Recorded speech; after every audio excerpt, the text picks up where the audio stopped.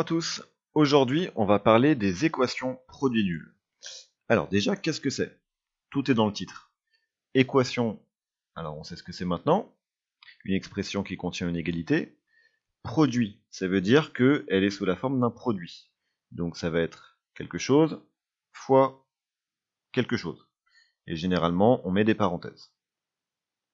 Et nul, ça veut pas dire qu'elle est pas bien, ça veut simplement dire que le second membre, le membre de droite, est nul. Voilà, ça c'est une équation produit nul. Un truc fois un truc égale 0. Et pourquoi est-ce que c'est intéressant?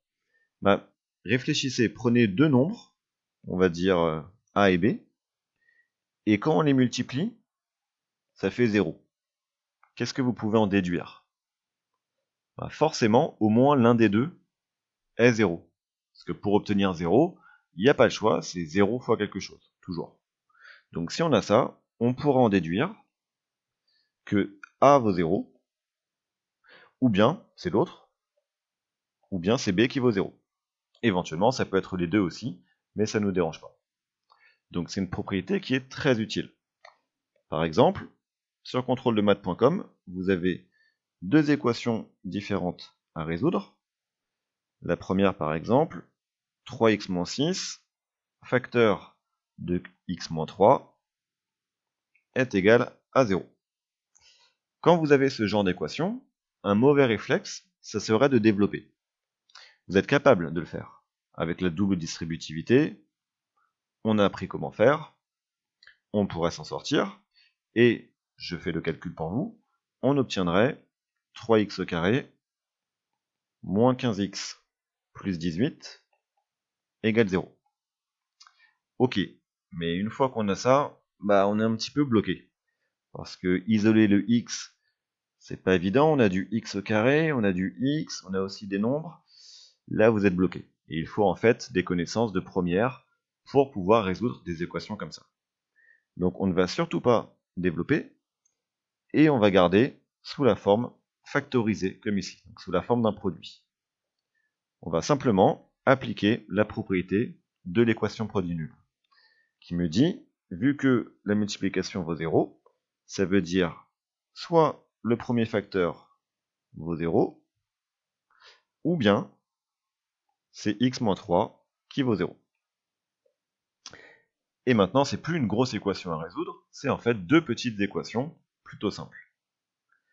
Donc je les résous individuellement. 3x moins 6 égale à 0, je vais faire plus 6 de chaque côté. Donc j'obtiens 3x égale 6.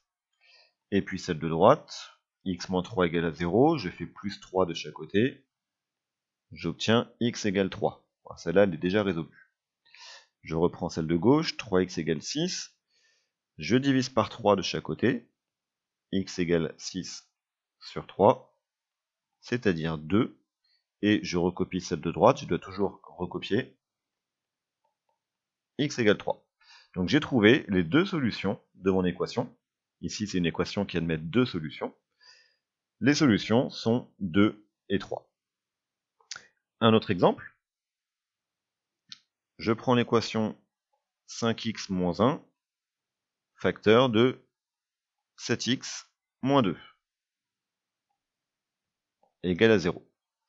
Même principe, je reconnais ici une équation produit nul, quelque chose fois quelque chose égale à 0. Ça me permet d'écrire que 5x moins 1 égale à 0, ou c'est 7x moins 2 qui vaut 0. Et je résous séparément chacune des petites équations. Donc pour celle de gauche, je rajoute 1 de chaque côté. 5x égale 1. Pour celle de droite, je rajoute 2 de chaque côté. 7x égale 2. Et enfin, j'obtiens x égale 1 cinquième, ou x égale 2 septièmes. Encore deux solutions ici, qui sont sous la forme de fractions, mais c'est pas gênant, je peux laisser comme ça. Quelque chose d'un peu plus difficile qu'on peut avoir, ça va être une équation qui va ressembler à, par exemple, x plus 4 au carré égale 2x moins 3 au carré. C'est un petit peu plus dur parce que ça fait appel à des connaissances en calcul littéral. Il va falloir factoriser avec la troisième identité remarquable. Donc si vous n'êtes pas à l'aise avec ça, je vous invite à aller sur contrôledemaths.com dans le chapitre calcul littéral et factoriser avec les identités remarquables. Là pour le moment, je n'ai pas du tout une équation produit nul. D'ailleurs, je n'ai pas de membre qui est nul. Donc ce que je vais faire, c'est annuler tout le membre de droite ici, pour tout mettre à gauche. Comme ça, à droite, il me restera simplement 0. Donc de chaque côté, je vais faire moins 2x moins 3 au carré. En fait, moins toute la parenthèse. Donc j'obtiendrai x plus 4 au carré, moins 2x moins 3 au carré, est égal à 0.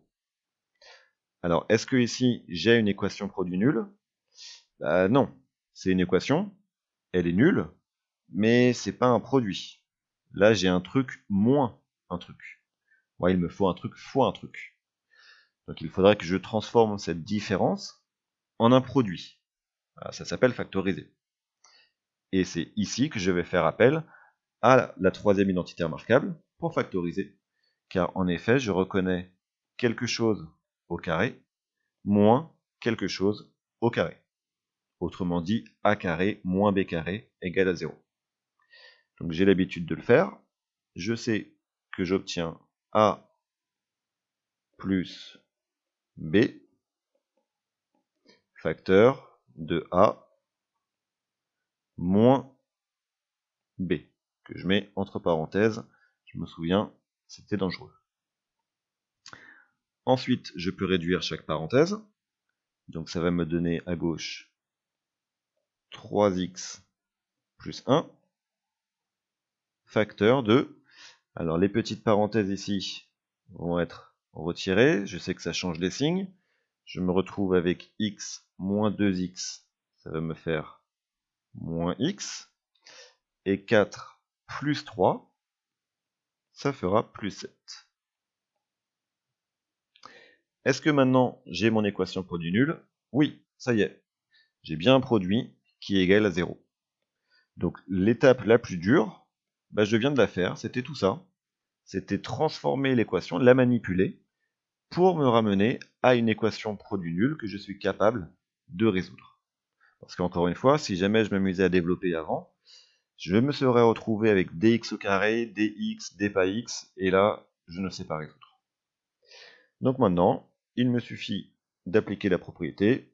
J'aurai donc 3x plus 1 égale à 0, ou moins x plus 7 égale à 0, ce qui me donne 3x égale moins 1, ou x égale 7, et enfin, x égale moins 1 tiers, ou x égale 7.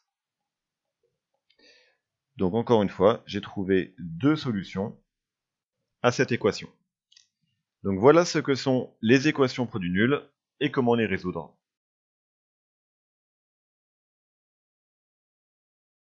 Si tu penses avoir compris, alors abonne-toi à ma chaîne et viens vite sur contrôledemaths.com. Tu y trouveras toutes mes vidéos, des cours et des exercices aléatoires corrigés. A bientôt.